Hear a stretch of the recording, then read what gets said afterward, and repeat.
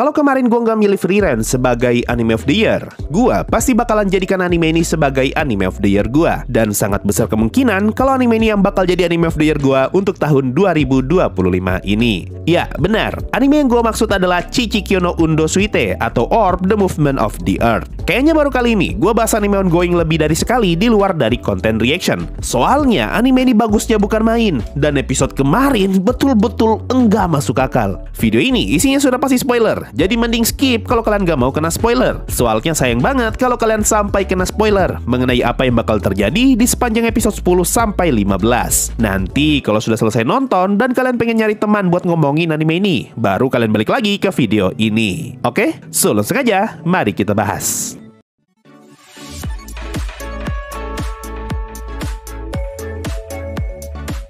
Setelah gue upload video yang ngebahas anime Orb, sebenarnya gue udah tidak lagi nontonin anime ini setiap minggu. Dan baru kemarin, gue maraton anime Orb dari episode 11 sampai episode paling baru, yaitu episode 15. Alasan utama kenapa gue pengen nonton anime ini lagi, gara-gara gue ngeliat videonya Anime Games Lore ID di konten Anime of the Year gue. Nah, di konten itu, dia milih Orb sebagai anime terbaik menurut dia. Dan salah satu cuplikan yang dia pakai di videonya adalah scene spoiler mengenai Ogzi yang lagi disiksa sama Noak. Dari situ, gue langsung penasaran mengenai nasib Ogzi di animenya. Dan gue pun akhirnya memutuskan untuk maraton anime ini lagi, dimana gue kembali nonton anime Orb dengan pengetahuan kalau Ogzi pasti bakalan mati. Nah, episode 11 langsung dibuka dengan Noak yang akan melatih dua orang pendeta baru untuk menjadi Inquisitor. Dan seperti yang kita tahu, kalau ada Noak, ceritanya pasti jadi tegang. Episode 11 ini ngerinya minta ampun. Di sini kita diperlihatkan bagaimana proses Noak menyiksa orang sesat, dan kita melihat penyiksaan itu dari sudut pandang pendeta baru yang masih polos dan tidak tega menyiksa orang lain. Perlu dicatat, kalau gue nonton anime ini dengan speed 1,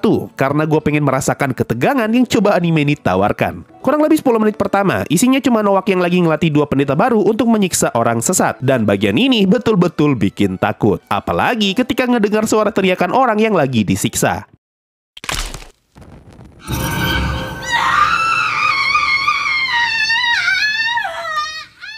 Nah, dari dua pendeta baru yang dilatih tadi, kita diperhatikan perbedaan sifat yang sangat jauh di antara mereka berdua, di mana satunya sangat taat kepada tugasnya dan akan melakukan hal tersebut meskipun harus menyiksa orang lain, dan satunya justru tidak tegaan dan dia malah mulai mempertanyakan maksud di balik pekerjaan serta keimanannya. Sekilas, dua orang ini cuma dua orang bocah numpang lewat doang, tapi siapa yang mengira kalau mereka bakal punya peran di episode mendatang. Setelah selesai dengan Noak, suasana anime ini kembali ceria, di mana kita diperlihatkan Badeni, Ogzi, dan Yolenta yang sedang berkumpul untuk merayakan keberhasilan penelitian mereka. Tapi siapa yang mengira kalau kebahagiaan itu hanya sementara, karena tidak lama kemudian Noak malah muncul lagi dan ngebuat suasana animenya tiba-tiba menjadi tegang. Nah, jujur, gue sama sekali nggak expect kalau Noak bakalan muncul lagi. Dan kalau mau dibilang, reaksi gue sama persis kayak Ogzi waktu ngelihat Noak. Cuma bisa kaget dan tidak bisa ngapa-ngapain. Sebesar itu dampak kehadiran Noak. Gue bisa merasakan seberapa takutnya Ogzi ketika dia ngelihat Noak. Dan gue pun yang nonton juga berhasil dibuat takut. Setelah dari sini, mereka akhirnya berpisah, di mana Noak mengantar Yolenta pulang ke rumah. Dan suasananya pun kembali rileks. Tapi ketenangan itu tidak berlangsung lama, karena Noak malah muncul lagi dan dia berniat untuk melihat penelitian apa yang sedang Ogzi dan Badeni pelajari. Dan tentu saja, suasana tegang kembali muncul, sekaligus menjadi penutup untuk episode 11. Masuk episode 12, suasananya masih tetap sama, masih sama-sama tegang, di mana kita diperlihatkan Noak yang lagi pergi ke tempat penelitiannya Badeni, dan dia merasa tidak ada yang mencurigakan di sini.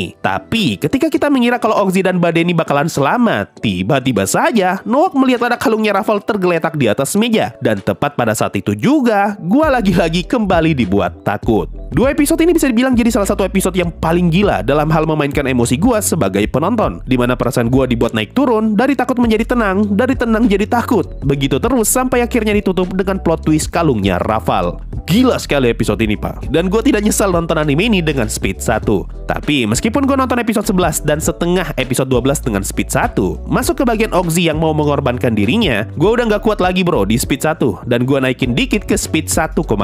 Bukan karena gue pengen cepet-cepet kelarin anime ini, tapi karena gue udah gak tahan karena pengen segera tahu nasibnya Ogzi. Karena di kepala gua, Ogzi pasti bakalan mati. Nah, setelah penelitian mereka ketahuan sama Noak, mereka berdua pun bergegas untuk kabur. Dan di luar perkiraan, Ogzi justru mengorbankan dirinya demi Badeni bisa kabur. Wah, di bagian ini gue nggak bisa berkata apa-apa dan gue lemas banget pas nonton bagian ini. Gue sama sekali nggak menyangka kalau karakternya Ogzi bakal jadi sekeren ini. Kalau kalian ingat, di konten sebelumnya, gue sempat ngomong kalau Ogzi itu cuma karakter mas-mas yang kebetulan terseret di masalah ini. Tapi semenjak Ogzi belajar caranya baca tulis, karakternya Ogzi langsung berubah jadi menarik banget. Perkembangan karakternya Ogzi dari mas-mas penakut yang tidak punya arah, berubah jadi mas-mas yang rela mati demi keimanan yang dia jaga. Sungguh perubahan yang sangat indah untuk karakternya Ogzi.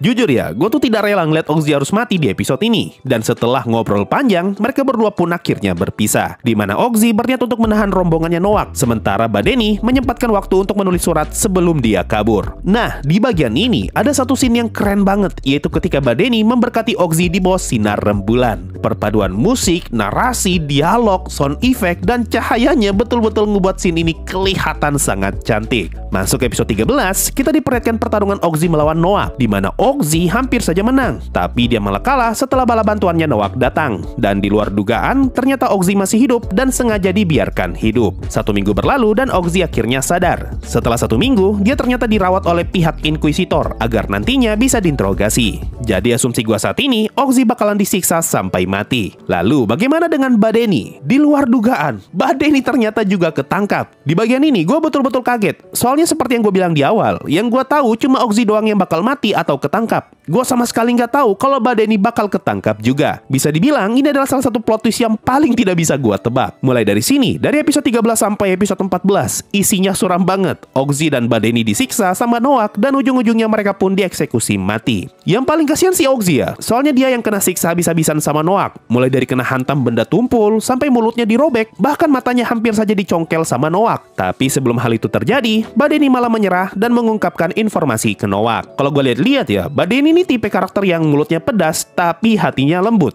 Bahasa kasarnya tuh tsundere. Sebelumnya dia sempat ngomong kalau dia bakal memfitnah Yolenta kalau saja mereka sampai tertangkap. Tapi ketika diinterogasi, Badeni malah tidak tega menyebut nama Yolenta. Sama halnya ketika Ogzi disiksa. Meskipun dia ngomong kalau mereka harus menerima konsekuensi terburuk atas apa yang mereka kerjakan, tapi dia justru tidak tega ngelihat Ogzi yang matanya mau dicongkel. Hal ini ngebuat gue semakin suka sama karakternya Badeni, dan gue justru semakin cinta sama kedua karakter ini. Gue mulai tidak rela kalau mereka harus mati. Kalau di anime lain, ketika karakternya sudah berada dalam kondisi seperti ini, biasanya bakal ada keajaiban terjadi dan karakter tersebut bakal berhasil diselamatkan entah bagaimana ceritanya. Tapi di anime ini, tidak ada satupun sosok yang bisa membantu para karakter kita, dan kita sebagai penonton hanya bisa menunggu momen kematian mereka. Nah, momen ketika mereka mau mati adalah momen dimana gua sadar kalau mereka berdua ternyata karakternya bagus banget. Di video sebelumnya, gue sempat ngomong kalau ceritanya Rafal jauh lebih menarik daripada Ogzi dan Badeni. Soalnya rasa takut dan ketegangan yang Rafal hadapi jauh lebih mengerikan daripada apa yang Ogzi dan Badeni hadapi. Tapi masuk episode 11 sampai episode 14, gue dibuat sadar kalau ternyata butuh waktu untuk ngebuat cerita mereka berdua sama menariknya dengan Rafal. Dan gue ikut merasakan kehilangan ketika tahu kalau mereka berdua harus mati.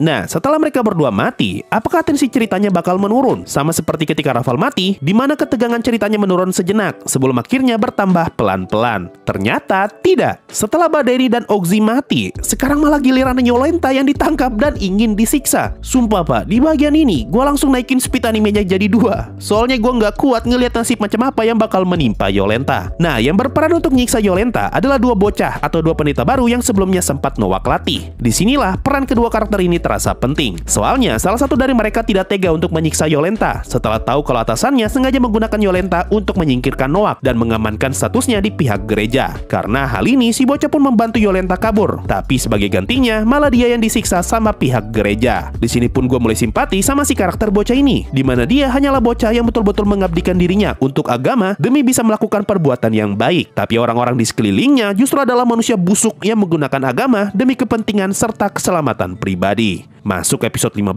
si bocah pun mati dan tubuhnya dibakar. Lalu Noak diberitahu kalau tubuh yang terbakar itu adalah Yolenta. Nah, di bagian awal episode ini, kita diperlihatkan bagaimana nasib Noak setelah tahu kalau anaknya yaitu Yolenta telah mati. Jujur, gue nggak begitu simpati sama karakternya Noak. Soalnya, semua karakter utama kita mati gara-gara Noak. Tapi gue penasaran bakal dibuat jadi apa karakternya Noak di episode yang akan datang. Apakah karakternya bakal dibuat berkembang jadi luar biasa, atau justru dibuat semakin sengsara? Satu lagi alasan kuat untuk ngebuat gue lanjut nonton anime ini. Setelah selesai dengan Noak, cerita berpindah ke pendeta yang sempat jadi rekan kerjanya Badeni. Karakter pendeta yang secara penampilan sama sekali tidak menarik dan tampak biasa saja. Di luar dugaan, ternyata surat yang Badeni tulis di episode 12 adalah surat yang dia siapkan untuk karakter ini. Nama dia adalah Pastor Grabowski, dan sepertinya karakter ini yang bakal jadi karakter utama kita untuk beberapa episode ke depan. Awalnya, kita atau gue pribadi dibuat kesal setelah tahu alasan kenapa penelitiannya Badeni dan Ogzi bisa ketahuan, gara-gara si Grabowski melapor ke pihak gereja. Tapi meskipun awalnya dibuat kesal, gue sama sekali tidak menyangka kalau karakter ini bakal dikasih sebuah plot twist yang gilanya minta ampun. Kalau kalian belum nonton Orb dan ada niatan buat nonton anime ini dalam waktu dekat, saran gue berhenti nonton konten ini di sini. Soalnya apa yang bakal gue jelasin di sini bakal ngerusak pengalaman menonton kalian. Ini plot twistnya tuh sama gilanya dengan plot twist di episode terakhir anime Otaksi. Kalau lu udah tahu, lu pasti nggak bakal kaget.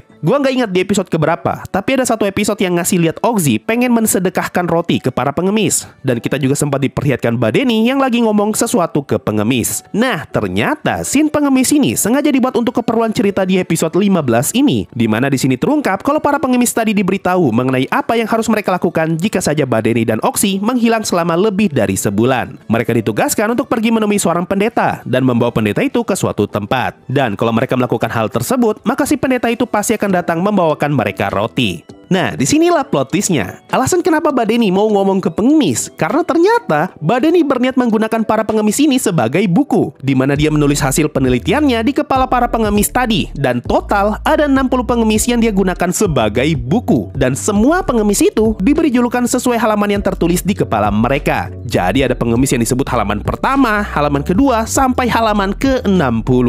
Badeni tahu kalau hasil penelitiannya pasti bakal dibakar sama pihak gereja. Oleh karena itu, dia sengaja menato hasil penelitiannya di kepala para pengemis agar dapat disembunyikan. Dan penelitian ini pun dia serahkan kepada Pastor Grabowski dengan harapan agar Pastor Grabowski mau melanjutkannya. Sumpah, Pak, waktu gua nonton bagian ini, gua kaget bukan main. Gua sampai teriak-teriak sendiri ngelihat plot twist segila ini. Terakhir kali gue nonton anime dengan plot twist gila kayak gini ada di anime Otaksi. Ini anime yang rilis tahun 2021. Berarti sudah sekitar 3 atau 4 tahun sejak terakhir kali gue dibuat sekaget ini waktu nonton anime. Siapa coba yang kepikiran kalau kepala manusia bisa dijadikan buku? Sejauh itu rencana yang Badeni atur demi bisa memastikan agar penelitiannya tidak berakhir sia-sia. Meskipun kayaknya yang dia tulis di kepala pengemis bukan penelitiannya, melainkan catatan harian miliknya Ogzi. Dan dengan ini, episode 15 Orb ditutup dengan plot twist super gila tadi. Dari yang awalnya gue dibuat tegang dan takut nonton anime ini, lalu dibuat sedih karena Ogzi dan Badeni mati, lalu dibuat tegang lagi karena Yolenta disiksa, sampai akhirnya gue dibuat kaget gara-gara plot twist gilanya. Ini anime memang gila banget. Dan jujur, gue jauh lebih menikmati nonton anime Orb daripada nonton Dan juga ReZero Season 3. Gue juga udah kelar maraton semua anime isekai di musim fall kemarin, dan tidak ada satupun anime isekai yang level ceritanya sebagus dan segila anime Orb. ReZero Season 3 memang seru, dan memang unik. Isekai memang genre favorit gue, tapi Orb justru jadi anime yang paling gue nikmati di musim kemarin. Gue rasa itu saja sih yang bisa gue bahas dari anime Orb episode 11 sampai episode 15. Gua nggak janji bakal bikin konten kayak gini lagi di sisa episodenya Orb. Tapi kalau saja sisa episodenya ternyata bisa lebih gila lagi, rasanya rugi banget loh kalau anime ini tidak ada yang bahas. Mungkin itu saja untuk video kali ini. Gimana pendapat kalian soal 5 episode terakhir anime Orb? Apakah menurut kalian luar biasa, bagus, atau justru biasa saja? Tulis aja di bawah. Mungkin itu saja untuk video kali ini. Makasih semuanya sudah mendengarkan sampai di titik ini. Sampai jumpa di video yang lain dan bye-bye.